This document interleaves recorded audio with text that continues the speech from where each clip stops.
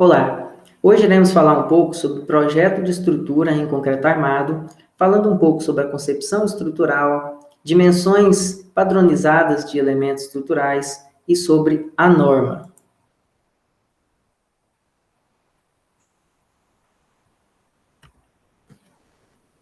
Então, temos aqui, inicialmente, falarmos sobre o que precisa ter de base para que eu possa realmente elaborar um projeto de estrutura em concreto armado de boa qualidade.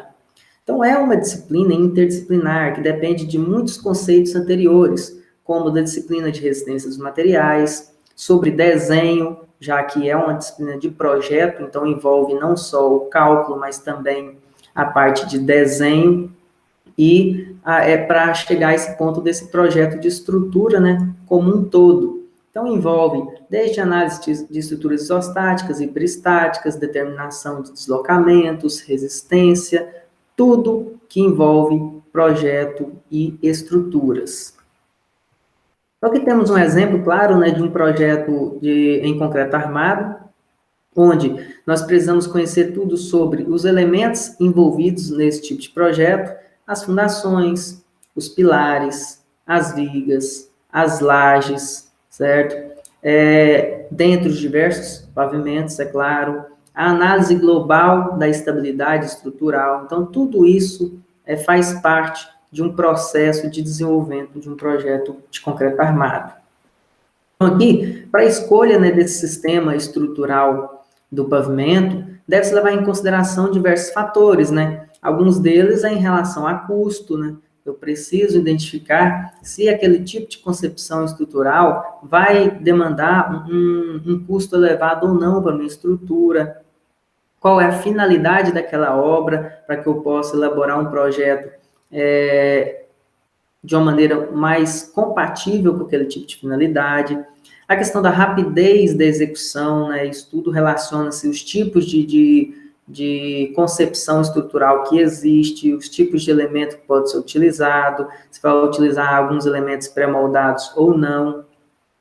Equipamentos disponíveis na sua região, isso é muito importante. Às vezes você escolhe um determinado tipo de fundação, ou um determinado tipo de laje, e não existe equipamento na sua região que consiga executar esse tipo de processo, ou seja, você não fez um projeto errado, mas você não fez um projeto que é compatível com a sua região, com os equipamentos que você tem disponível, Facilidade na rapidez da execução, certo? Disponibilidade de mão de obra, que também está bem associado a essa questão dos equipamentos disponíveis. Às vezes você não tem uma mão de obra que executa um determinado tipo de sistema estrutural que você está implantando.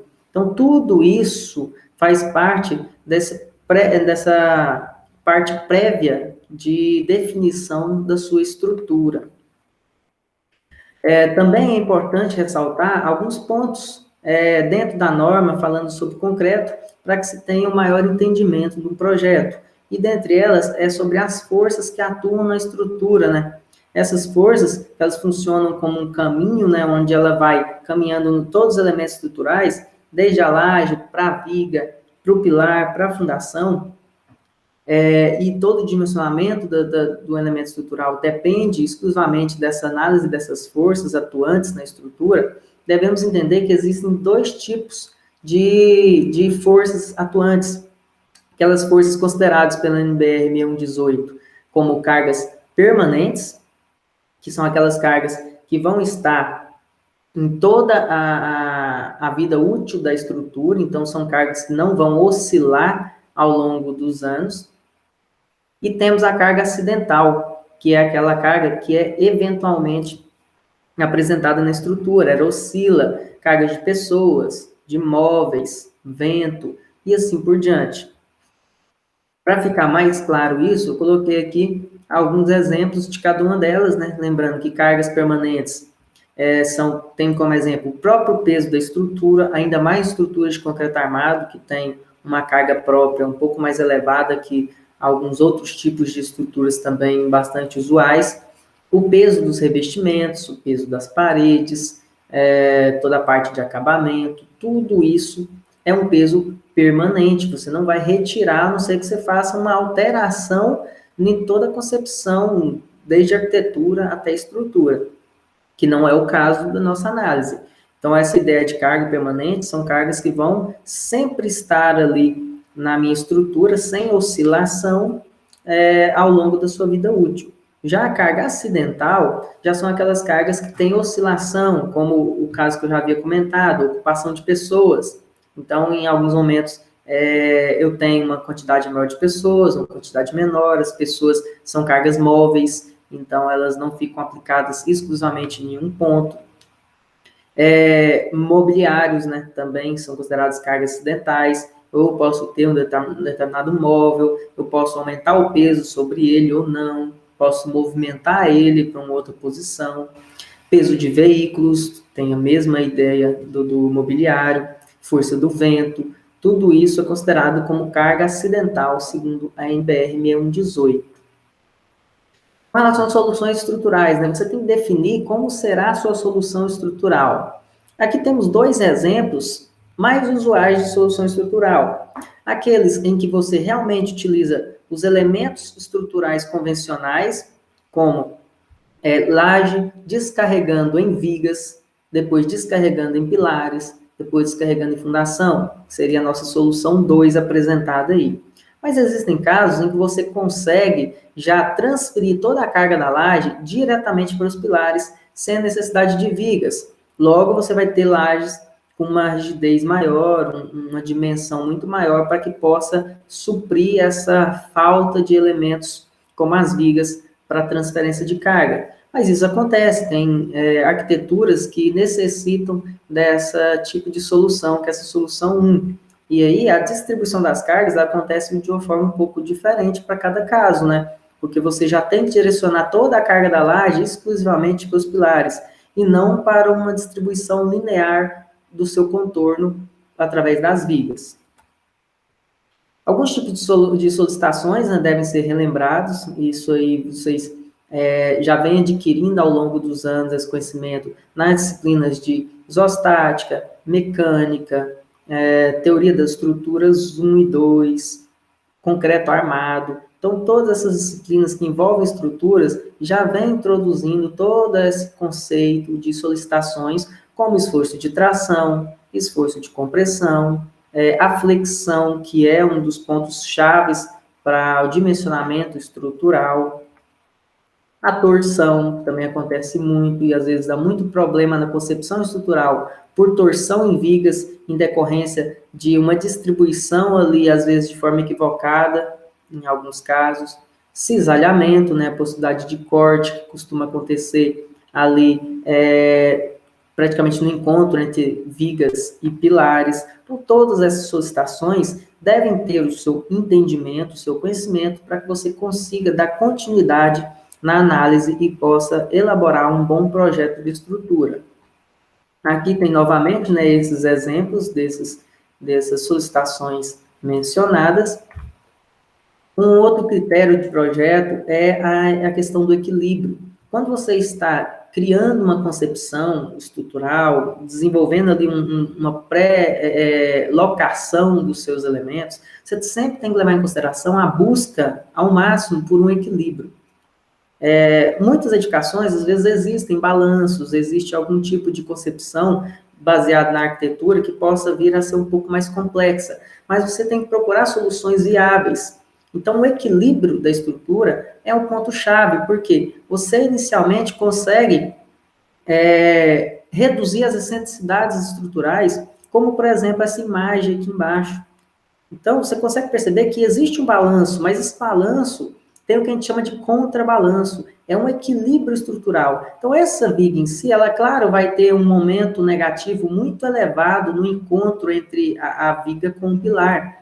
Mas, em contrapartida, o pilar não vai sofrer todo aquele esforço que sofreria se eu tivesse o balanço exclusivamente para um lado só. Então, se eu tenho um balanço só para um lado, esse pilar ia sofrer uma flexcompressão muito mais elevada do que nessa situação de equilíbrio. Então, muitas das vezes, temos estruturas que têm grandes vãos, grandes balanços, mas ela consegue ter uma concepção estrutural satisfatória desde que ela tenha essa ideia do contrabalanço, essa ideia da continuidade e do equilíbrio. Agora, existem outros casos que isso não é possível. Então, nesses casos, são casos onde vai ter um custo elevado para a execução dessa estrutura e um risco iminente ali se esses cálculos forem feitos de forma equivocada. Outra critério de projeto, né, é a estabilidade, né? Também está associada a essa ideia do equilíbrio. Então, temos estruturas estáveis, instáveis, estruturas indiferentes, que a gente vem estudando ao longo dos anos, né? Estruturas hipoestáticas como as instáveis, né? E a isostática e a hiperestática como estruturas estáveis e mais que estáveis, porque o objetivo é buscar o equilíbrio, né? Então, estruturas estáveis, elas têm esse equilíbrio para que você consiga trabalhar de forma melhor apresentada a sua concepção. A resistência dos materiais, né, que a gente vem estudando até nas disciplinas de mecânica e resistência dos materiais, onde esse material, né, ele deve ser capaz de absorver os níveis de solicitação interna gerado pelas ações externas, sem comprometer a sua integridade física. Então, a escolha também do material correto para a execução desse projeto, para a elaboração desse projeto, é um ponto-chave. E a norma vem para exemplificar isso, ela vem para limitar os tipos de resistência, seja do concreto, seja do aço, para que você possa elaborar um projeto seguindo a regulamentação. A rigidez, né? As peças estruturais devem ser capazes de absorver as ações externas sem apresentar grandes deslocamentos que comprometam sua funcionalidade. Então, isso acontece muito. Às vezes você calcula um projeto, esse projeto ele passa nos cálculos, porém, a flecha, a flexão que alguns elementos podem vir apresentar, principalmente vigas de grandes vãos, pode acabar gerando ali uma não funcionalidade da sua estrutura, porque ele pode vir a apresentar uma elevada fissuração na minha estrutura, e muitas das vezes ela está dentro dos limites estabelecidos por norma, porém, esses problemas práticos na execução de um projeto é o que pode vir a ter algum tipo de problema, principalmente com o próprio cliente. Um exemplo, você faz uma viga de grande vão, de 10 metros, em que ela tem a possibilidade, por norma, de ter uma flecha ali de L sobre 250, então ela pode ter 3, 4 centímetros de flecha. Então você tem que entender sobre essa rigidez, trabalhar a execução desse projeto com uma contraflecha, por exemplo, saber o momento certo de executar, de depois dar continuidade na obra, de distribuir carga sobre a estrutura na execução. Porque se ela tem a tendência a ter esse deslocamento de 3, 4 centímetros, se isso acontecer lá na prática, alguns outros elementos não estruturais podem vir nessa movimentação sofrer algum tipo de fissuração. É o que mais acontece. Você utiliza blocos cerâmicos sobre essas vigas, muitas vezes o pessoal faz o quê? Executa a viga, no outro dia já está levantando a alvenaria sobre ela, e aí quando for retirar as escoras e a estrutura ter aquela flecha imediata, ter as primeiras movimentações, aqueles elementos de vedação já executados sobre essa viga vão sofrer esse efeito dessa flecha. Então, tem que tomar cuidado para evitar ao máximo que minha estrutura tenha grandes deslocamentos que possam vir a influenciar não só na estética, mas na parte estrutural da edificação. Então, aqui tem 2 exemplos bem simples. Ó. Eu tenho uma viga biapoiada com uma carga qualquer aqui, o exemplo de uma régua representando minha viga. É claro, na pior seção de inércia possível, para ser claro o que a gente quer demonstrar. E aqui, uma aproximação dos apoios com a ideia de um balanço. Então, você pode ver que o deslocamento agora foi bem menor. Ou seja, aquela ideia, eu tenho um balanço, ter balanço é ruim. Nem sempre. Aqui, eu tenho aquela ideia do equilíbrio, né? Eu tenho um balanço pequeno para o vão que eu tenho, então há um equilíbrio entre as duas partes, o apoio está quase que no centro entre o balanço e o meio vão aqui, certo? É a ideia de trabalhar com projetos de modulação. Existem alguns arquitetos que já trabalham nesse sentido, de trabalhar uma arquitetura com modulação, faz uma malha de 4 por 4 metros e tenta determinar e desenvolver sua arquitetura em cima dessa malha, para que os ambientes tenham tamanhos padronizados ou trabalhem nas frações 4 por 4 ou 2 por 2. É um tipo de distribuição que faz com que a concepção estrutural seja muito melhor executada.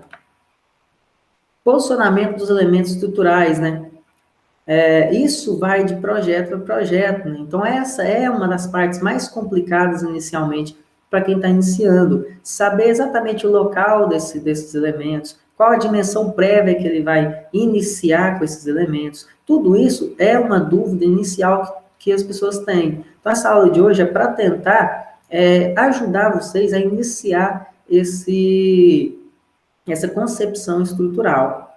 Então, o que eu preciso para ter essa ideia inicial da pré-locação dos elementos, do posicionamento dos elementos, principalmente dos pilares, que é justamente o ponto-chave, é ter uma relação direta com os projetos complementares, obviamente. Eu vou ter que determinar os meus pilares baseado na arquitetura. E isso é complicado, porque tem diversos tipos de arquitetura, tem arquiteturas que têm uma concepção mais simétrica, outras não, algumas que não têm alinhamento estrutural entre os pavimentos, e tudo isso vai fazer com que haja uma dificuldade maior ou não nessa concepção inicial, nesse posicionamento inicial. Então, devemos levar em consideração todos esses projetos, não só arquitetônico, mas hidráulico, elétrico, sanitário, porque vão haver passagens dessas instalações. Então, você tem que posicionar a estrutura de tal forma que possa favorecer e trabalhar em conjunto todos esses projetos, né? A compatibilidade, que muito se fala hoje em dia. Então, principalmente, por exemplo, numa estrutura predial como essa, vão ter os locais de shaft. Então, nesse local de shaft, eu tenho que me organizar para a estrutura ser compatível com essa necessidade do shaft na região. Então, tudo isso deve se levar em consideração ao se posicionar inicialmente os elementos estruturais. Então, aqui tem algumas questões só mais de curiosidade. Você gostaria de ter que abaixar todas as vezes que desce de uma escada para não correr o risco de bater a cabeça com a viga que cruza essa escada? Claro que não, né? Então, eu tenho que me atentar a essas análises, não só arquitetônicas, mas estruturais, para que eu possa evitar o posicionamento de um elemento que vai influenciar diretamente na utilização dessa edificação. Você gostaria de estar sentado na plateia de um teatro, em uma poltrona que fica bem atrás de um pilar? Olha lá, aqui precisou-se de um pilar? Será que precisaria dele ou não? Será que teria uma outra solução? Porque realmente ninguém queria ficar ali numa poltrona atrás de uma coluna como essa. Então, algo aconteceu entre a arquitetura e a estrutura que fez com que esse projeto tivesse um defeito de utilização, né? Seria interessante uma tubulação horizontal ter que desviar da viga em cada piso de uma edificação. Então, é aquela questão da concepção entre a parte de instalações e a parte de estrutura. Então, imagina você ter uma tubulação hidráulica, sanitária, que seja, que em cada pavimento você teria que aplicar curvas e modificações de direção para você poder desviar ali, né, de alguns elementos estruturais. Isso fazia com que em instalações hidráulicas houvesse um aumento da perda de carga, né, diminuindo a pressão ali da minha tubulação, ou no caso de esgoto, teria problemas ali na questão dessas mudanças de direções para possíveis redução ali da passagem dos dejetos. Então, tudo isso tem que ser evitado. Então, pensando nessa concepção estrutural, né, ela é, sim, a parte mais importante nesse processo, né? O dimensionamento em si é importante, sim, mas se eu tiver uma boa concepção estrutural, esse dimensionamento vai ser feito de uma maneira muito mais tranquila, muito mais rápida, e com menores problemas e menores riscos futuros. Agora, se essa concepção for mal feita, você vai demandar um tempo muito elevado na parte de dimensionamento, você vai ter um custo elevado de algumas peças por estar em posições inadequadas, além de sofrer um grande risco ali na execução dessa edificação, tanto na parte de dificuldade em execução, quanto na parte de vida útil desse elemento, né? Então, aqui tem uma frase que fala assim, ó, nem o melhor programa do mundo consegue corrigir uma concepção estrutural ruim. Então, muitos têm aquela convicção de que existem softwares para elaboração desses projetos, então nessa disciplina até vamos trabalhar com softwares, mas o software não faz tudo sozinho.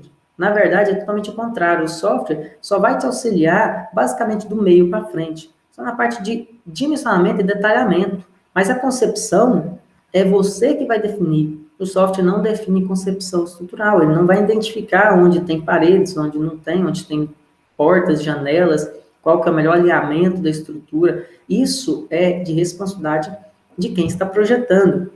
Então, você começar errado, com concepção estrutural errada, o programa, ele não vai corrigir aquele seu erro. Ele vai te dar respostas para como você escolheu a sua concepção. E as respostas, muitas vezes, não passam, dá erros, onde você fica dias tentando solucionar, e sendo que o problema está na concepção e não ali no cálculo propriamente. Então, aqui temos algumas diretrizes, falar um pouco sobre as diretrizes básicas da concepção estrutural, porque não existe norma para essas diretrizes. Isso é muito da experiência do engenheiro. E aí é onde é um pouco complicado até de ensinar isso. Porque muitos chegam e falam, nossa, como você consegue fazer esse projeto que eu vi e tal, assim assado? Assim, é por isso que é com experiência. Eu não conseguiria fazer esse projeto que eu faço hoje há 10, 15 anos atrás. Então, isso é uma sequência, é uma escada, você vai subindo um degrau a cada vez. A cada projeto que você faz, você fica um passo mais fácil para fazer o próximo, certo? Então, é uma experiência, então requer conhecimento técnico, requer, é o que a gente estuda aqui hoje, nessas análises em faculdade. Então, nesses estudos teóricos, nós teremos esse conhecimento. E, juntamente com a criatividade, já que a concepção estrutural é quase como se fosse a elaboração de um projeto arquitetônico, você tem que ter a criatividade da melhor escolha desses elementos, melhor posicionamento. Então, isso também requer um pouco de criatividade, e é claro que eu mencionei, a experiência. Então, você vai adquirindo experiência. E eu sempre falo com meus alunos o seguinte, se você tem experiência de execução, se você estagiou no acompanhamento de obras, acompanha a execução de uma obra do início ao fim, você consegue adquirir essa experiência para o projeto estrutural. Mas eu nunca tive experiência em fazer um projeto estrutural. Não tem problema. Se você tiver experiência na execução, você vai adquirir conhecimento necessário para essa parte mais complexa, que é a concepção estrutural. Você acompanha diversas obras e percebe quais os melhores locais de posicionar um pilar, qual o tamanho médio desses pilares em um determinado tipo de edificação, qual são as dimensões mínimas de vigas para um determinado vão. Então, você tendo experiência na prática, na execução desse tipo de projeto, vai te auxiliar muito na elaboração do mesmo. Então, eu sempre falo que para você ser um bom projetista, você tem que saber executar também esse tipo de projeto, não só estrutural, mas elétrico, hidráulico, sanitário, principalmente também. Então, ao longo desses anos, essa experiência, a gente vai melhorando nossos projetos. Eu passei por todo esse processo. Eu melhorei nos meus projetos à medida que eu comecei a acompanhar a execução deles. Então, a gente percebia que tinha coisa que a gente criava no projeto que era impossível de executar na hora. Então, eu falava assim, eu não posso mais projetar nesse modelo, nesse estilo. Então, eu tenho que procurar uma outra metodologia, porque essa não é compatível com a execução. Então, isso faz com que você melhore a sua ideia de concepção e de projeto estrutural como um todo. Alterações na concepção inicial podem ser requeridas. Não só pode, como acontece gradativamente. Quando a gente cria um projeto e faz aquela primeira concepção estrutural para levar para um software ou para calcular à mão, o que seja, é quase impossível você projetar ali, dimensionar e detalhar sem nenhuma alteração na concepção inicial. É quase impossível. que seja na dimensão de algum elemento, que seja na posição desse elemento. Às vezes você precisa girar um pilar para que ele fique melhor posicionado ali na minha concepção estrutural inicial para final.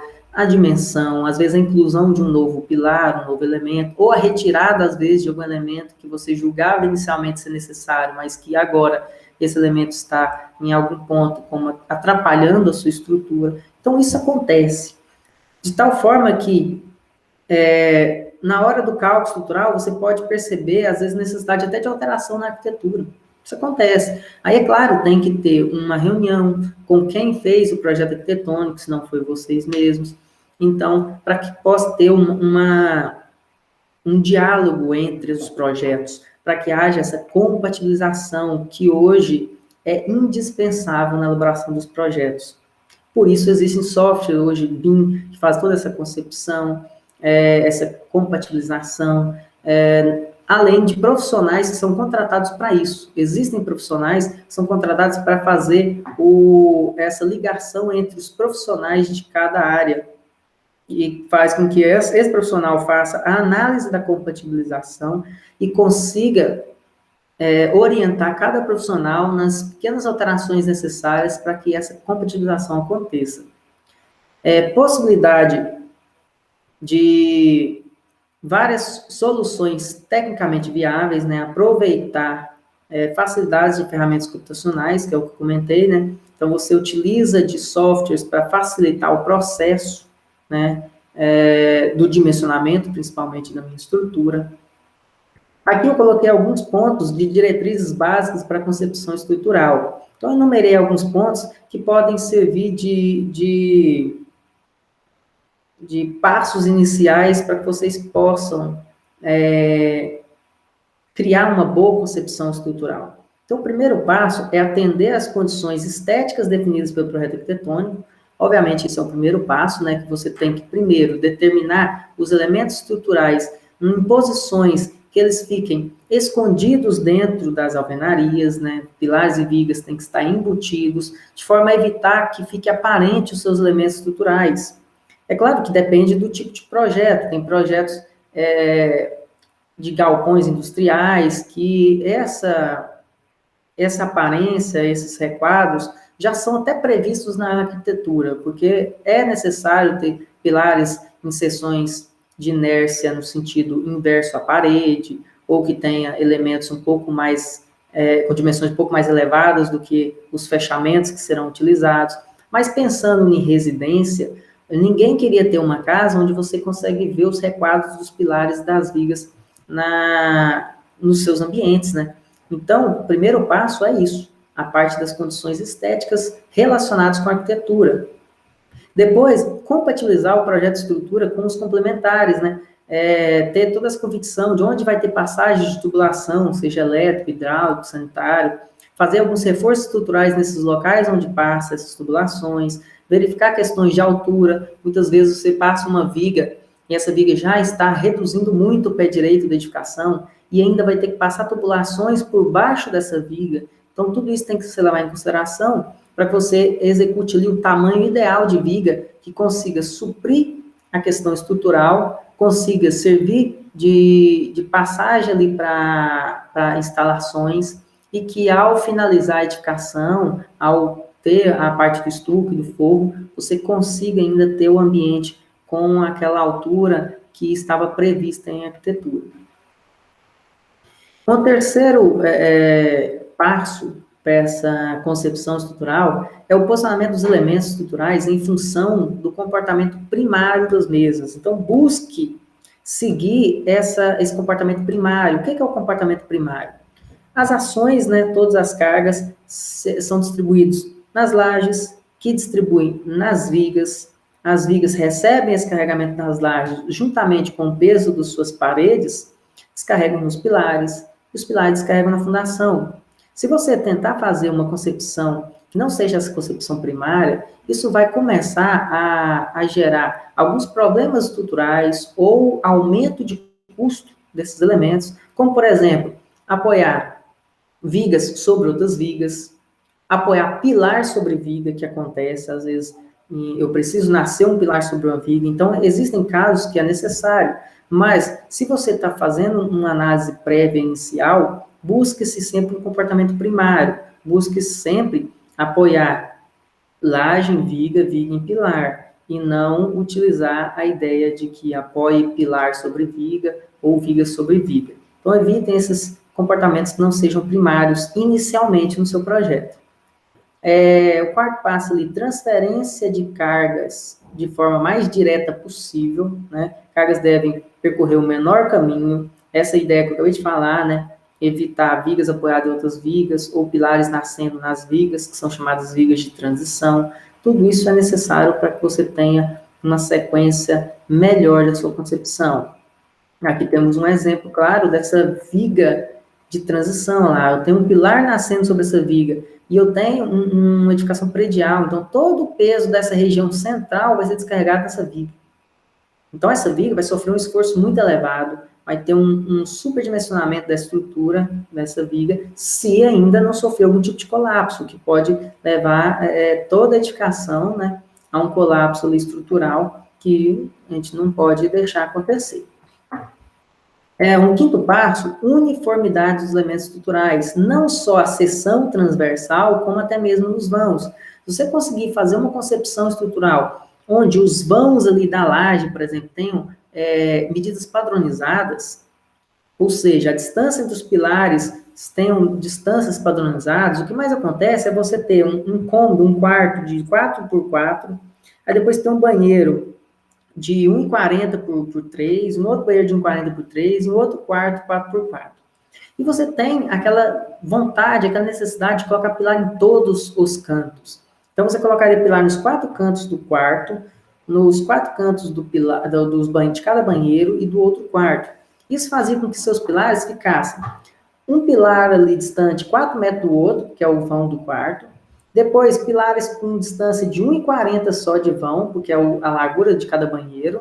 E depois voltaria para 4 metros de novo.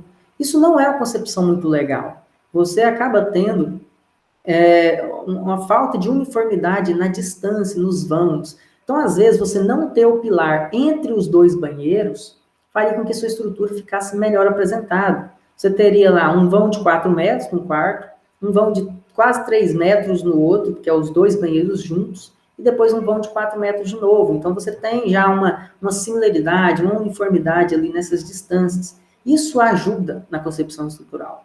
E outra coisa importante é a seção. Você não vai fazer um pilar de 14 por 30, um outro de 14 por 28, um outro de 14 por 26, um outro de 14 por 40, um de 14 por 37, um de 17 por 32. Isso é totalmente inviável. Você vai fazer cada pilar de um tamanho variável só para que ele fique no tamanho mínimo aceito para o cálculo? Claro que não. Isso faz com que demande um custo muito elevado na execução. Cada pilar vai ser feito com estribo com dimensões diferentes e a possibilidade de erro é altíssima. Então, você vai sempre padronizar. Pilares tamanhos padrões, vigas tamanhos padrões. Ah, mas eu tenho só uma viga com vão elevado, as outras não, eu vou colocar todas de 80 de altura só por causa dela? É claro que não. Então, você não precisa também padronizar em um tipo só. Você se organiza para padronizar em 2 tipos, 3 no máximo. Talvez sua edificação inteira tenha vigas de 14 por 30 e nesse vão de 8 metros, 14 por 70. Então, é uma viga só maior, porque o vão é maior. Isso não vai levar um transtorno para a execução. Quem olha o projeto vai ver que um vão grande, ele não teria coragem de executar a mesma viga pequena que foi executada nos outros vãos menores. Então, é a busca por uma uniformidade, mas não uma padronização única. Isso não, uma uniformidade, para reduzir os custos nas formas e aumentar a velocidade da execução. Dimensões contínuas devem ser limitadas em 30 metros, desculpa. Por que 30 metros? Em relação à análise de efeito de variação de temperatura, dilatação. O concreto, o aço, tem a sua dilatação, tem o seu coeficiente, a gente estuda isso em resistência dos materiais.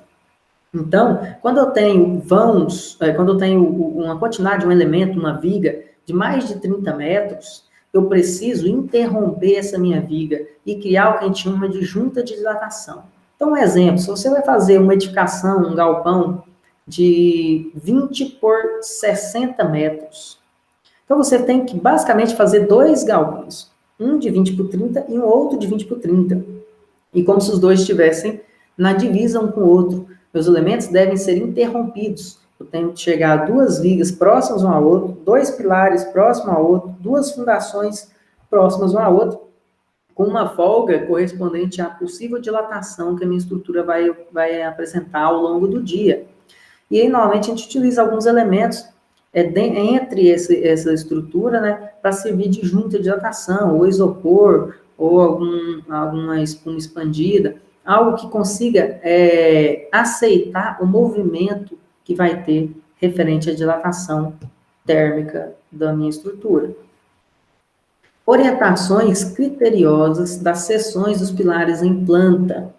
Então, eu tenho que analisar a posição dos meus pilares, buscando aquela ideia do momento de inércia, tá no sentido do maior vão, da maior solicitação de carga. A ideia de eu ter que posicionar os meus pilares com o sentido da melhor inércia para analisar a estabilidade global, algo que a gente vai estudar nas próximas aulas, que é a ideia da análise de gama Z, do coeficiente alfa, tudo relacionado a essa estabilidade global que está diretamente ligada a essa posição dos pilares, então o sentido dos pilares e até das próprias vigas.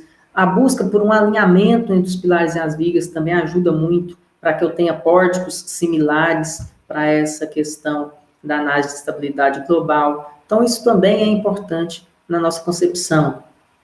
Verificar locação dos pilares entre pavimentos. Isso parece ser algo tão óbvio, mas acontece muitos problemas em relação a isso.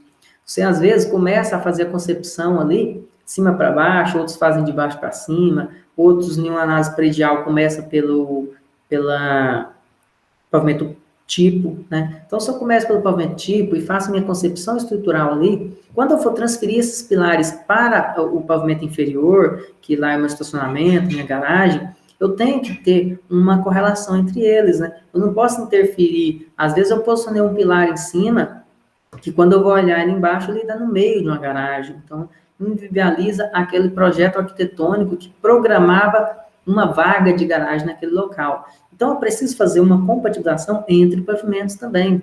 E esse é um dos pontos iniciais. Você vai observar suas estruturas, seus pavimentos, suas plantas.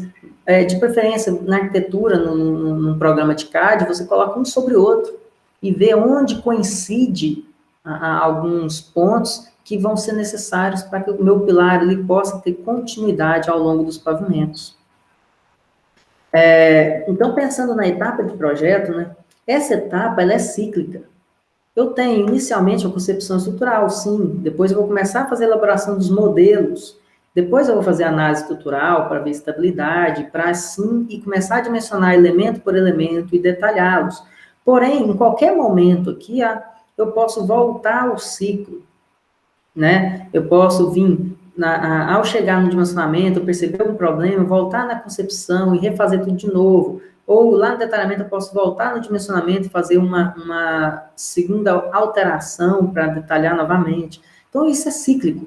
Você não consegue fazer sequências sem nenhuma volta, é quase impossível. Só se você tiver muita experiência e o projeto que você estiver fazendo naquele momento for muito parecido com alguns que você já executou. Então, acaba que você, por experiência, por quase que repetição, você vai acabar seguindo o passo a passo sem nenhuma volta. Mas, mesmo assim, cada projeto tem sua particularidade, então sempre vai ter algum detalhe novo que pode vir a ser necessário você voltar nesse ciclo e fazer alguma adaptação.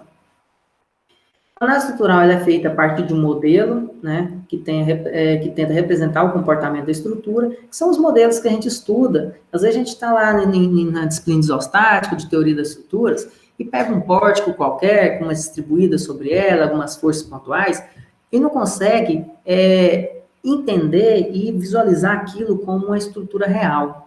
Então, ela é uma estrutura real, e quando você está fazendo um projeto e tem essa estrutura real em mão, você consegue entender e verificar isso mais fácil, porque você vai fazer o processo inverso agora. Você vai transformar o projeto em uma análise estrutural, em um modelo. E aí sim você vai perceber, nossa, esse modelo fiquei a vida inteira fazendo, às vezes eu não tinha tanta convicção que aquilo era um projeto real. Então, aqui temos um exemplo, né? Olha lá, eu tenho isso na prática, eu tenho um muro aqui, uma peça, e eu tenho que colocar um objeto E aqui, ó, posicionado, engastado na ponta dessa viga em balanço. Então, o modelo nosso é nada mais do que um engaste, uma barra e uma força pontual na extremidade. Então, esse modelo retrata essa realidade aqui, ó, que é um exemplo da viga de Galileu. Então, isso é o nosso modelo estrutural. E nesse modelo, né, a gente pode trabalhar com modelos simples, com modelos mais complexos. Modelos simples que são possíveis um cálculo manual e modelos mais complexos que é necessário um auxílio de programas computacionais, como o caso de análise em grelhas, caso de análise em portas espaciais. Então, tudo isso é algo que você tem que pensar. E como hoje trabalhamos muito com modelos, com softwares computacionais, a gente pode trabalhar com esses modelos mais complexos, uma análise espacial da minha estrutura. Por isso que muitas vezes os softwares acabam dando resultados um pouco maiores que, por exemplo, um cálculo à mão, e às vezes a gente pensa que é um superdimensionamento do software em questão, mas não é. É porque o software trabalha com esses modelos complexos, né? Ele leva em consideração muito mais fatores do que você levaria em um cálculo manual que trabalha apenas com modelos simples. Então, essa é a grande diferença. Então, pensando numa definição da estrutura, como a gente já falou muito ali sobre a concepção, né? Essa é a primeira fase de um projeto estrutural. É o posicionamento das vigas e dos pilares, o pré-dimensionamento desses elementos, né? E isso a gente vai estudar nas próximas aulas sobre algumas normas ali que auxiliam no pré-dimensionamento. Qual é o tamanho ideal de um pilar para um determinado ponto? Qual o tamanho ideal de uma viga para um determinado vão? Então, tudo isso tem algumas regras que te auxiliam nesse primeiro modelo estrutural para o lançamento. Então, o que é o vão de uma viga? O ideal é o quê? Que a altura seja em relação ao quê? Normalmente é 10%. Se eu tenho um vão de 4 metros, uma viga de 40 centímetros, um vão de 5 metros, uma viga de 50 centímetros. Mas é claro que devemos lembrar que isso é um pré-dimensionamento. Não quer dizer que essa viga vai ser exatamente nesse valor, que ela não passaria com menos ou com mais. É claro que depois eu vou ter que fazer um dimensionamento final, onde leva em consideração a carga que está sobre essa viga, se ali sobre ela é apenas uma platibanda, ou é uma laje piso, ou é um reservatório, ou uma piscina. Então, tudo isso tem que ser levado em consideração depois. Mas o nosso pré-dimensionamento é só para você não ficar perdido no tamanho inicial dos elementos. Eu já cansei de ver alguns alunos, em alguns cursos de software que a gente aplica, depois ele vai tentar fazer sozinho um projeto, aí tem um vão lá de 10 metros, ele quer fazer uma viga de 14 por 30. Então, isso não acontece, não funciona, 10 metros de vão. Então, se você fizer um pré-dimensionamento, necessitaria de uma viga de 1 metro de altura. Será que vai precisar realmente de 1 metro? Muitas vezes não. Se for uma viga apenas estética, com pouco peso sobre ela. Mas e se for uma viga de 10 metros, como uma viga de transição ainda, igual naquele exemplo que eu passei anteriormente, onde tem pilar nascendo sobre ele, todo o peso da estrutura sobre ele. Aí, possivelmente, nem 1 metro seria suficiente. Então, teria que ser acima do pré-dimensionamento. Então, é essa questão que vocês têm que levar em consideração. O pré-dimensionamento é para ter uma ideia inicial para começar uma análise. E depois vai fazendo adaptações à medida que eu vou percebendo a necessidade. A interferência dos projetos complementares, como eu já havia comentado, né? Que temos um projeto lá. Esse projeto foi elaborado em um software que faz esse tipo de concepção. Então, aqui, o que a gente fez? Eu fiz primeiro o projeto estrutural, depois o elétrico, hidráulico, sanitário, fiz toda uma análise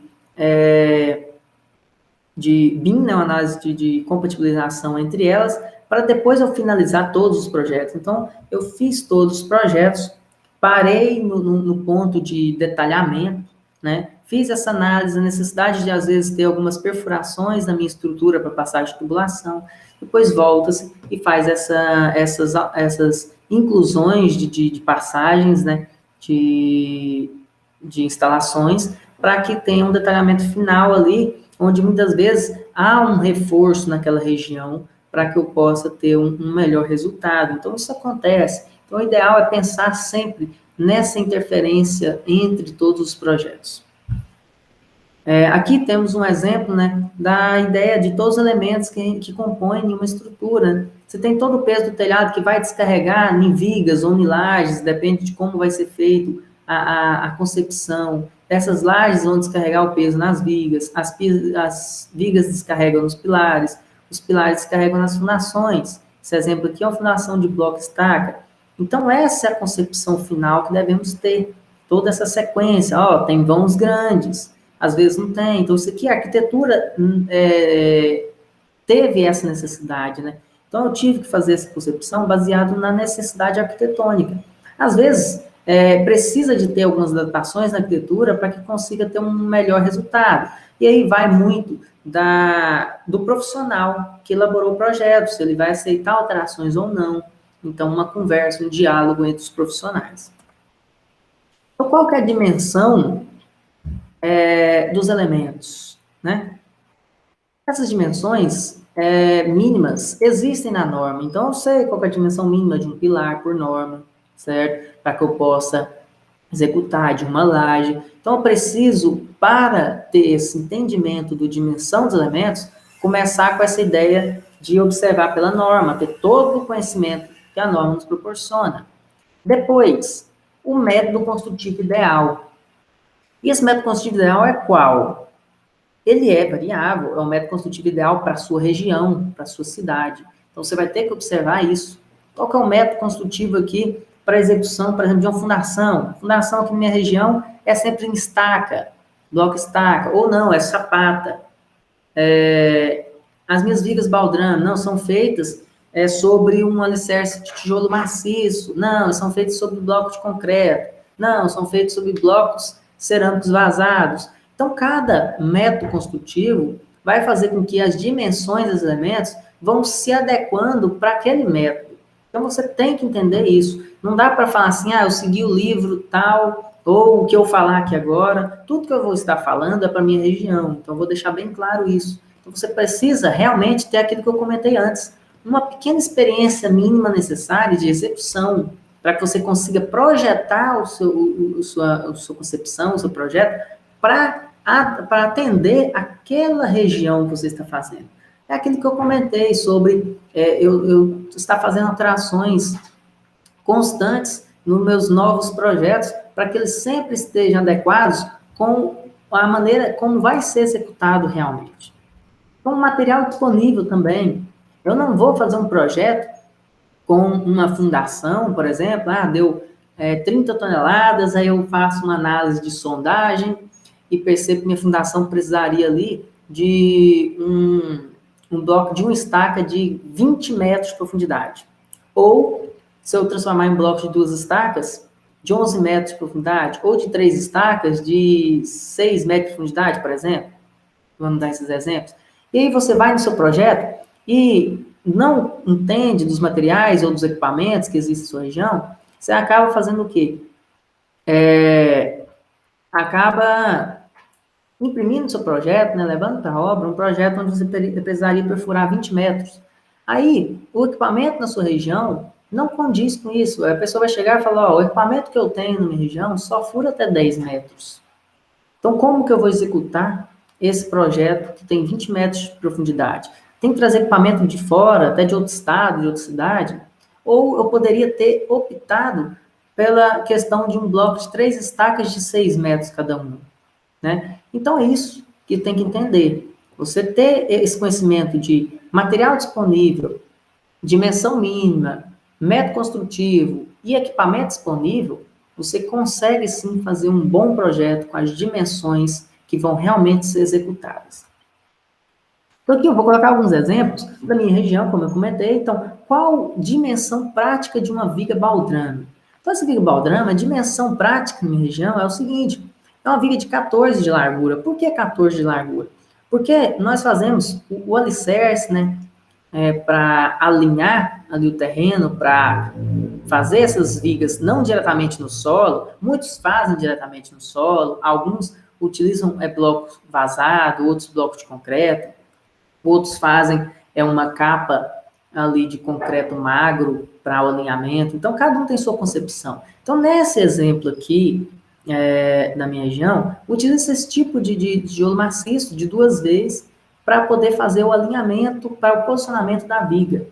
E ao fazer isso, eu sei a dimensão do meu bloco maciço, do meu tijolo maciço. Então, se eu sei a dimensão e, consequentemente, eu vou colocar tábuas sobre esse tijolo dos 2 lados, então acaba que, se o tijolo tem 5 por 9 por 19 e ele foi assentado 2 vezes, ou seja, 19 centímetros, e as tábuas têm em média 2 a 2,5 centímetros de espessura, então, ao subtrair 19 menos 2,5 menos 2,5, eu consigo perceber que o espaço livre que eu tenho aqui na minha estrutura é de 14 centímetros.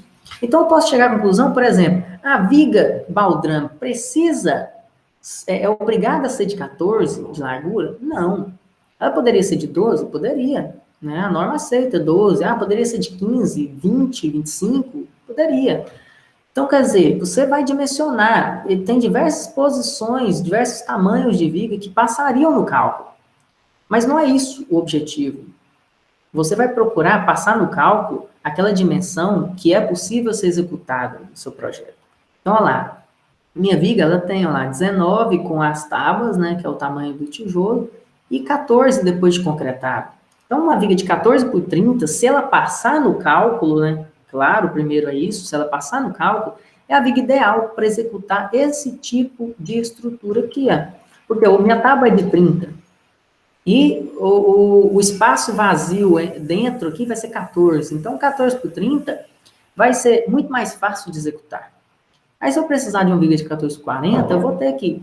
Tem como fazer? Tem. Vou ter que emendar a tábua, né? Mas é normal. Mas se eu estou procurando uma economia, uma organização melhor ali, e é possível dimensionar de 14 por 30, e essa base, ela passa no cálculo, então essa é a dimensão ideal na nossa região. Então, qual a dimensão prática para vigas de pavimento tipo ou de cobertura? Então, agora esquecendo viga baldrame. Devemos levar em consideração que a largura da seção das vigas do pavimento, elas são escolhidas procurando sempre que possível esconder dentro das paredes. Ou seja, a largura vai ser referente ao quê? Ao tijolo utilizado, o bloco utilizado. E a altura da seção das vigas dos pavimentos são definidas em relação ao vão que necessita vencer, além da carga aplicada sobre a mesma. Então, aqui temos um exemplo, ó. Qual a dimensão prática para vigas e pavimentos tipo cobertura, né? Nesse exemplo que eu coloquei. Aqui, foi necessário, nessa edificação aqui comercial e industrial, foi necessário pilares de 19 de largura. E como o cliente não queria nenhum requadro, o bloco cerâmico utilizado foi um bloco cerâmico também de 19 de largura, deitado. Então, se os blocos e os pilares são todos de 14, a largura ideal para essas vigas que vão ser feitas aqui, ó, lá para essas vigas, vai ser de 19. Então, se o pilar e o tijolo é de 19, a viga vai seguir o alinhamento da parede. Então, nesse exemplo, faria uma viga de 19. Já nesse outro exemplo aqui à direita, é uma edificação residencial que foi executada, onde no projeto arquitetônico foi necessário fazer essa viga em balanço da garagem em uma largura maior, porque o arquiteto queria que essa parede tivesse uma espessura maior, porque ela vai subir aqui e vai ter uma viga lá em cima, na mesma largura, para que tenha uma estética melhor apresentada. Então, nesse local, precisou utilizar esse bloco maior, deitado. Então, nessa aqui também precisou fazer uma viga de 19. Ah, eu poderia ter feito uma viga de 20, 21, 22? Poderia, né? Para seguir a orientação da arquitetura. Mas se eu fizesse isso, o meu bloco teria uma dimensão e minha viga teria outra. E eu teria que corrigir totalmente no reboco. E não tem um bloco de tamanho de 23, 24. Então, eu tenho que ter essa convicção de que os dois andam juntos, né? Se eu quiser evitar requadros. Aqui foi a mesma coisa. Aqui já é pilares e vigas de 14 de largura, onde utilizou-se esse bloco menor, que é um bloco de 9, 14 por 24, ele deitado, dando os 14, ou esse bloco maior, até coloquei aqui, porque utilizou o bloco maior até um certo ponto e depois utilizou o outro. o bloco maior, que é o bloco de 14 por 19 por 29, que ele em pé dá os 14 de largura, deitado dá os 19. Então, essa parede aqui já foi executada de 14. Então, pilares e vigas foram de 14 para que elas ficassem dentro da estrutura, né? E aqui, para vãos, né, para altura de viga. Então, essa aqui já foi uma estrutura que foi executada com esse balanço. Então, o projeto arquitetônico exigiu que houvesse esse vão livre. Então, quando fui dimensionar esse projeto, dimensionei vigas aqui, que conseguissem suprir esse grande vão. Então, essa viga, se eu não me engano, ela foi acho que de 60 ou de 70 de altura, para que pudesse vencer esse grande vão. Lembrando que essa estrutura não teve tanto peso sobre ela, porque eu tenho apenas uma platibanda sobre ela e o peso da cobertura. Então, aqui é uma laje piso, uma laje forro apenas, né? Não é uma laje piso. Então, não teve tantas cargas aplicadas sobre ele. E aquela questão que teve continuidade. Essas duas vigas são em balanço? São, mas elas têm o contrabalanço, o equilíbrio. Ela tem continuidade lá, então teve um equilíbrio. Se fosse uma viga nascendo nesse pilar para cá, seria ainda mais complexo a execução desse tipo de estrutura. E qual a largura e o comprimento para essa viga aqui em questão? Ó? De novo, é um outro projeto do mesmo profissional de arquitetura, onde ele exigiu a não utilização de um pilar nesse ponto. Então, como foi feito esse projeto? Eu tive que fazer esses 3 pilares segurando tudo, ó, esse e um outro que está aqui no final dessa porta mão amiga. Então, esses vãos são grandes. Esse vão aqui, se não me engano, ele era, acho que 11 metros, e esse outro aqui era 8, 9 metros, se eu não me engano. Então, essa viga precisou ter uma dimensão elevada, mesmo essa também, como a imagem anterior, sendo apenas para platibanda, e esse ambiente nem laje tem, só o forro mesmo e a cobertura. Mas é um vão muito grande, e aí eu tenho que tomar cuidado com as flechas. Imagina se eu não levo em consideração uma flecha, faço uma dimensão de um elemento com a seção menor, que demanda uma quantidade maior de aço, mas que ao mesmo tempo vai ter uma flecha maior. E aqui tem esses vidros, então, poderia estourar esses vidros numa movimentação dessas vigas. Então, tudo isso tem que ser levado em consideração. Outra coisa que influencia nesse exemplo que teve que ser pensado para evitar um problema na hora da execução, era até a largura da viga. Essa viga precisou ter 19 de largura. Por que eu não poderia ter feito ela menos, já que é a altura que influencia na questão da flecha? Porque eu tenho que analisar não só a parte estrutural em si, mas a parte arquitetônica.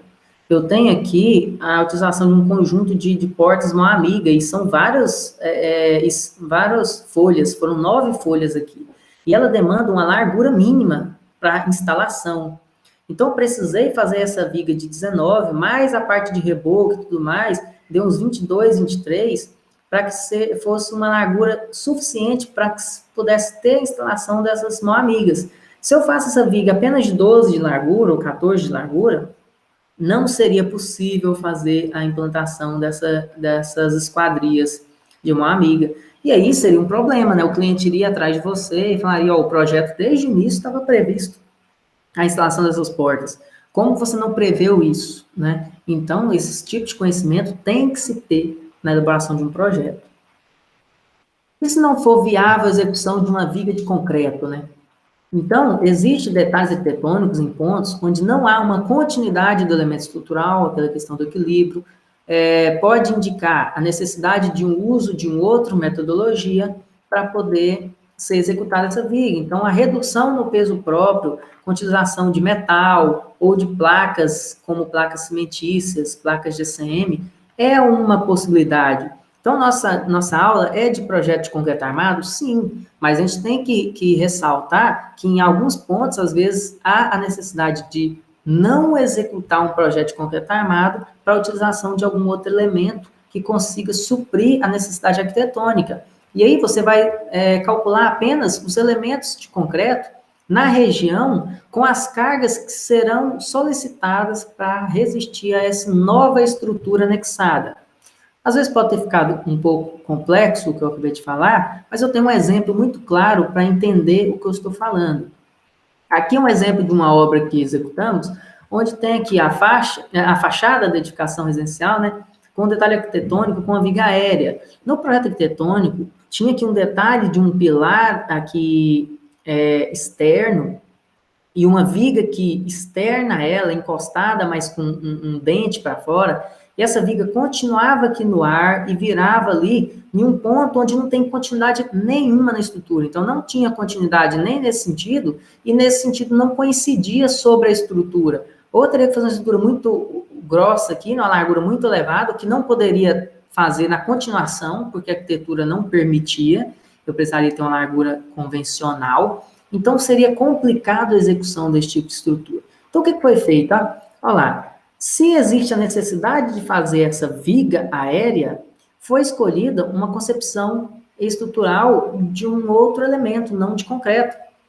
E esses elementos aqui, esse pilar, esse outro pilar, essa viga e a viga lá atrás, elas foram dimensionadas para resistir à carga extra desse novo elemento, que muitas das vezes são elementos de pesos bastante inferiores ao de concreto estrutural, ao de concreto, né? Então, acaba que a carga aplicada nesses elementos nem alteram tanto a sua concepção e reduzem muito o custo do que seria se essa viga fosse feita de concreto.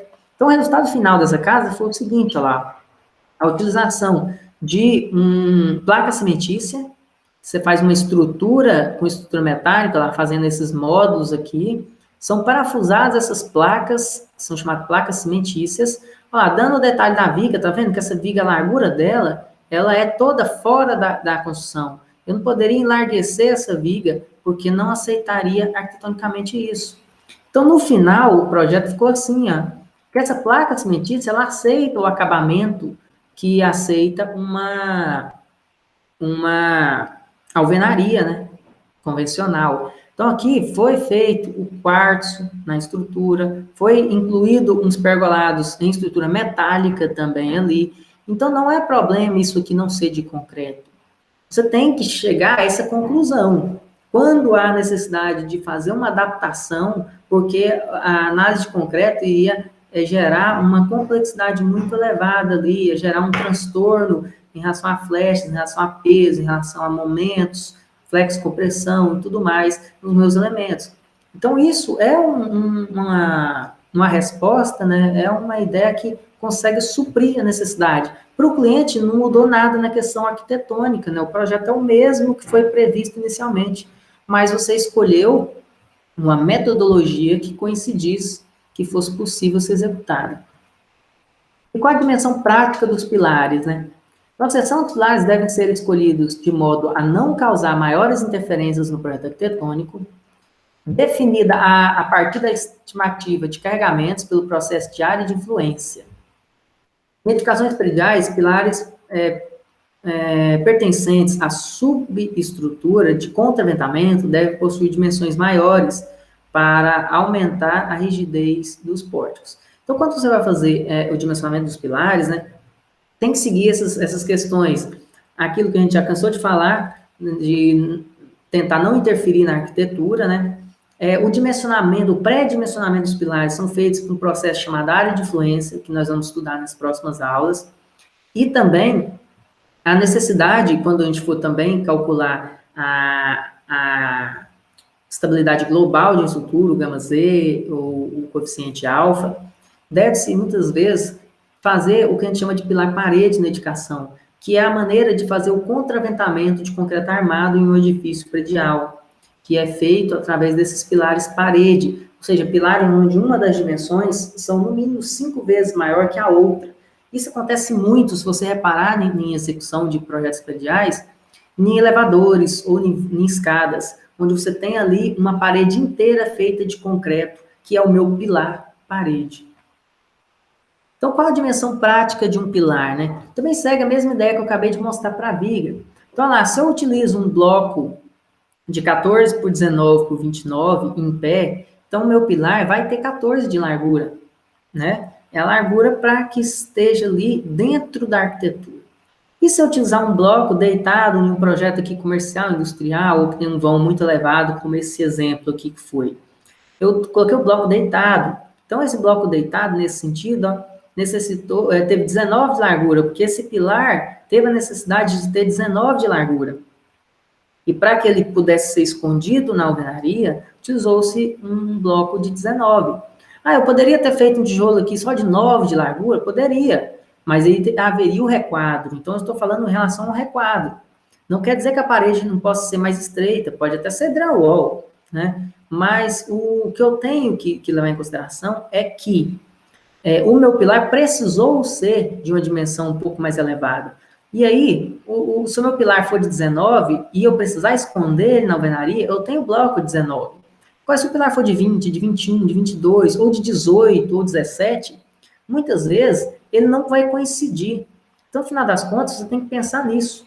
Ah, se meu pilar passa de 18 de largura, é melhor vai mudar para 19. Porque 18 não tem o bloco de 18. Todo jeito, vou aumentar só o comprimento em volta dele.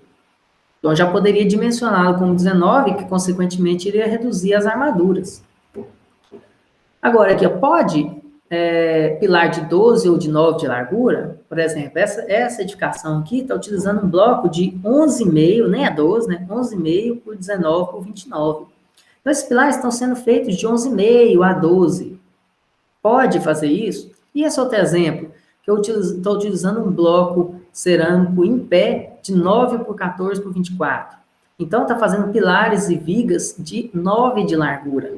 Pode executar de 9 ou de 12? Segundo a NBR 6118 de 2014, a última norma de concreto, o mínimo de pilar possível é 14. Na verdade, é 19 na norma. A norma fala que o pilar tem que ter largura mínima 19, porém, em casos especiais, pode-se utilizar até 14, desde que acrescente um coeficiente de majoração. Então, a partir de 14 pode, mas pilar de 12, 9 não pode.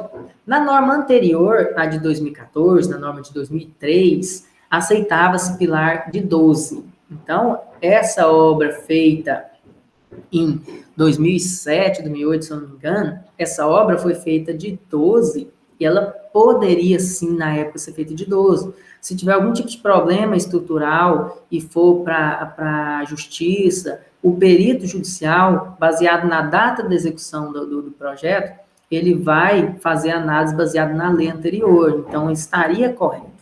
Mas 9 não pode. Então, pilar de 9, em forma nenhuma, pode. O de 12, hoje, também não pode. Então, qualquer projeto que vocês forem executar hoje, tem que ser feito, no mínimo, com pilar de 14, se você quiser cumprir a norma. A maioria dos softwares ainda aceita dimensionamento de 12. Você vai lá e altera uma configuração e dimensiona de 12 por sua conta. O programa vai dimensionar corretamente, segundo todas as normas de concreto? Vai. Menos essa única norma, que é o limite mínimo. Então, por mais que você dimensionou corretamente para não dar problema, se porventura der algum tipo de problema no projeto e levar na justiça ou algum tipo, o perito vai ter como resposta que o seu projeto está feito de forma equivocada, fora dos parâmetros da norma. Então, aqui é o que eu comentei, lá, o pilar, ele mínimo é 19, porém, ele, em casos especiais, aceita até 14, desde que você coloque 25% de majoração. Então, para cada largura, há essa oscilação de majoração. Isso você percebe nitidamente na hora que utiliza um software. Quando você começa a mudar a largura para fazer testes, às vezes você aumenta 1, 2 centímetros e a estrutura reduz muito a parte de ferragem. Por dois motivos. Primeiro, você aumenta o momento de inércia ali, né? Obviamente, reduz a quantidade de aço, mas o outro motivo é a redução aqui desse coeficiente adicional que você inclui no seu pilar. E qual o tipo de pilagem mais utilizado em obra da região, né? Então, na minha região aqui, né, para obra de pequeno e médio porte, utiliza-se muito laje pré-moldada ou convencional ou treliçada, né? Pilares maciços também são utilizados, embora podem representar um maior custo para a obra devido à mão de obra e ao consumo de concreto. Então, aqui temos um exemplo de laje pré-moldada ou treliçada ou convencional, para quem não conhece, tem um primeiro contato. Então, a laje treliçada pré-moldada, esses trilhos são feitos de forma prévia, né? Por isso é uma estrutura pré-moldada, por uma fábrica que tem um responsável técnico para isso, então eles são responsáveis por isso. E aí você faz o preenchimento com blocos de enchimento, ou blocos de EPS, de isopor, como é o aqui, ou blocos de cerâmicos, né, como as lajotas. Então, esse aqui é um exemplo de laje treliçada, onde tem as minhas treliças aqui, e dentro desse concreto foi calculada a necessidade de aços adicionais. Então, existem aços adicionais aqui baseados no projeto, ou que você calculou, ou que a empresa, o seu responsável pela empresa calculou.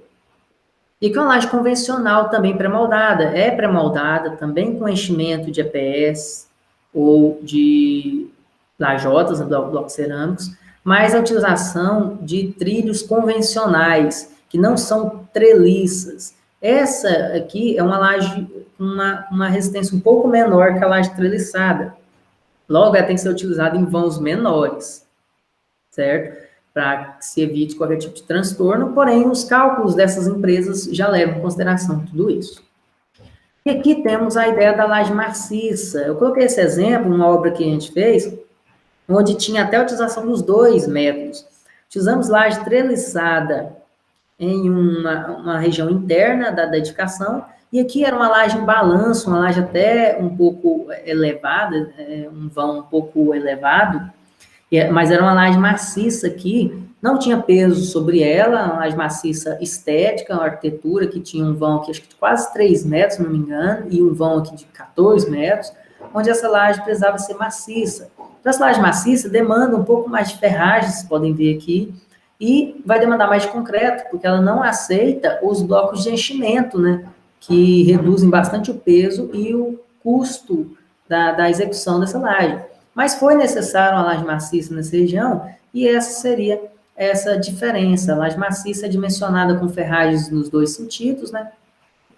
Você calcula aquela ideia de laje 2D e 1D, onde a 2D realmente você calcula a ferragem nos dois sentidos, a 1D você calcula em um sentido só, e no outro você vai ter uma ferragem de distribuição. E aqui um outro exemplo de uma laje maciça de beiral.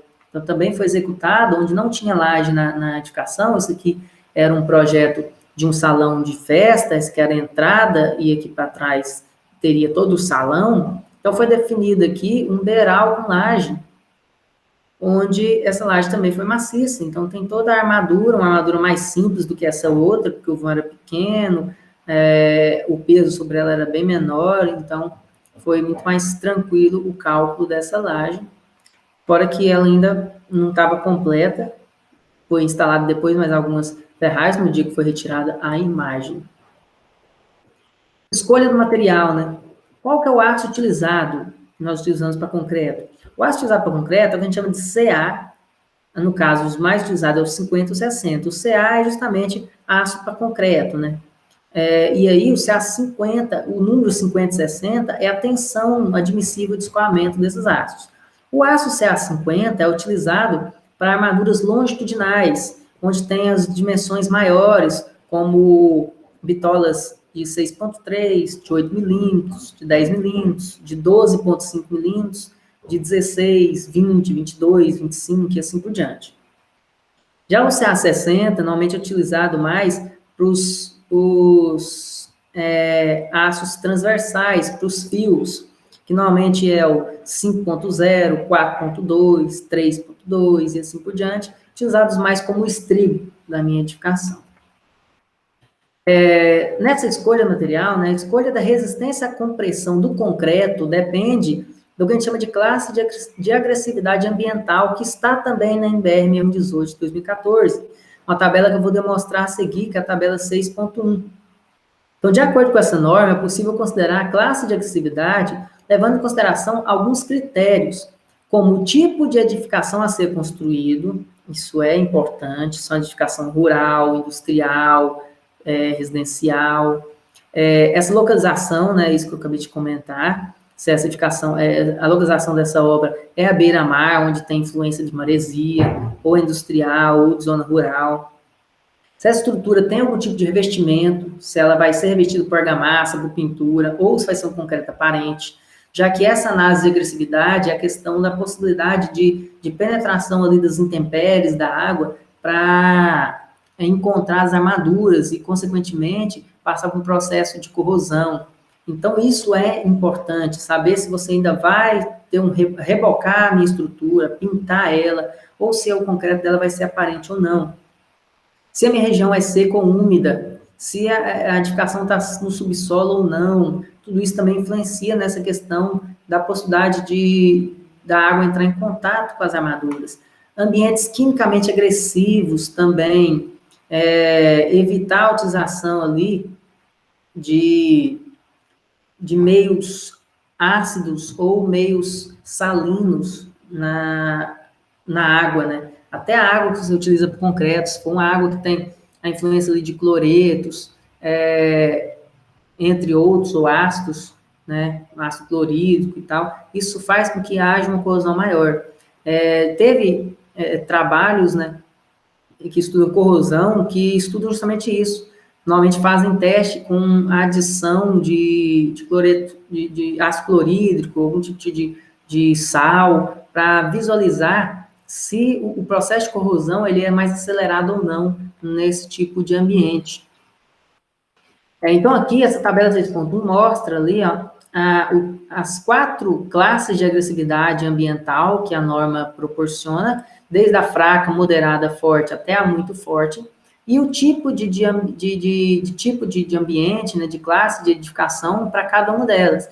Então, considerado como fraco, são edificações rurais ou submersas, o moderado são as urbanas, forte é normalmente as marinhas e as industriais, e a muito forte são algumas outras industriais e com respingos de maré. Então, o risco de deteriorização é referente a esse grau de agressividade. Lembrando que existem algumas notas que auxiliam naquilo que eu comentei como critérios. Por exemplo, se a gente vai fazer uma obra urbana, que é o nosso caso mais comum, vou fazer uma edificação residencial, um sobrado, é uma obra urbana, então, teoricamente, ele estaria na classe 2, moderado. Porém, eu tenho essas resoluções A e B para poder ler. Ó. Se eu puder admitir que o microclima com a classe de agressividade mais branda, eu posso usar, né, o microclima com a classe de agressividade mais branda para ambientes secos, né? Ou seja, salas, dormitórios, banheiros e tudo mais, desde que se for um ambiente com concreto revestido com argamassa e pintura. Então, por exemplo, se eu vou fazer uma edificação residencial que vai ser rebocada, pintada, então eu posso sim reduzir uma classe de agressividade para uma mais branda, para exatamente acima dela. Então, uma edificação urbana que seja rebocada e pintada, eu posso transformar ela numa agressividade fraca 1. E a segunda nota aqui, B, fala o seguinte, ó, pode-se admitir uma classe também mais branda acima, em obras de regiões de clima seco, com umidade relativa menor ou igual a 65, partes da estrutura protegidas de chuva em ambientes predominantes seco. Então, quer dizer, também na minha região aqui, como na maioria das regiões do Brasil, né, com exceção de algumas poucas regiões aí, temos uma umidade relativa do ar baixa. Então, também é possível reduzir para uma edificação urbana com revestimentos e umidade baixa, como uma edificação de agressividade fraca, com classe 1, certo? E para que isso? Porque essa outra tabela 7.1 da NBR 6118 mostra qual que é o FCK mínimo e qual que é a relação água-cimento que eu tenho que adotar para cada tipo de agressividade. Então, se eu conseguir fazer com que a minha edificação urbana, rebocada, em ambiente com baixa umidade relativa do ar, eu posso ser classificado como classe 1. E se classificar como classe 1, para concreto armado e não concreto protendido, para concreto armado, eu poderia ter uma relação de água-cimento menor ou igual a 0,65, e um FCK maior ou igual a 20. Então, posso usar um FCK de 20 MPa concreto daí para mais. Né? Lembrando que aqui ainda fala da questão de que, olha lá, o concreto empregado na execução de estrutura deve cumprir essas exigências. O CA, né, corresponde ao concreto armado e o CP corresponde ao concreto protendido. Certo? E ainda, para complementar essa questão da agressividade, temos a tabela 7.2, que mostra o cobrimento dos meus elementos estruturais baseados nessa agressividade. Então, ainda pensando na agressividade classe 1, para residências rebocadas, Então, a laje, por exemplo, eu preciso de 2 centímetros ou 20 milímetros de cobrimento entre a armadura e a parte externa do elemento concretado. Vigas e pilares precisa de 2,5 centímetros, então 25 milímetros. Então, isso você tem que se atentar e tem que lembrar. Eu tenho que ter um cobrimento de 2,5 centímetros para qualquer elemento de viga e pilar de uma estrutura com classe 1, certo? E ainda essa norma comenta sobre a questão de que se você usar se você usar um concreto com a classe superior ao mínimo exigido, você ainda pode reduzir o cobrimento em 5 milímetros. Então, quer dizer, se eu ainda usar um FCK de 25, de 30, que é maior que o de 20, eu poderia, às vezes, até diminuir esse cobrimento. Não aconselho, trabalhe com 25 mesmo milímetros, 2,5. Porém, você fica amparado por norma, né? Em algum caso onde, às vezes, não foi executado com os 2,5, mas você está amparado por norma que utilizou um FCK um pouco acima, utilizou um de 25 em vez de um de 20, então você ainda teria possibilidade de redução de 5 milímetros nesse cobrimento, e que às vezes foi o caso de um ou outro pilar que foi mal executado ali, com um cobrimento menor. Então, o que eu queria passar para vocês inicialmente é isso. Vou encerrar aqui a nossa apresentação para que a gente possa finalizar. Na próxima aula, iremos dar continuidade falando um pouco mais sobre um projeto completo, como ler esse projeto, para depois trabalharmos com pré-dimensionamento de pilares, vigas e lajes e cálculo de estabilidade global, gama Z e coeficiente alfa. Isso tudo vai ser estudado nessa primeira etapa do nosso estudo, para depois ir para a parte de concepção estrutural e lançamento em software. Então, agradeço a vocês e até a próxima aula.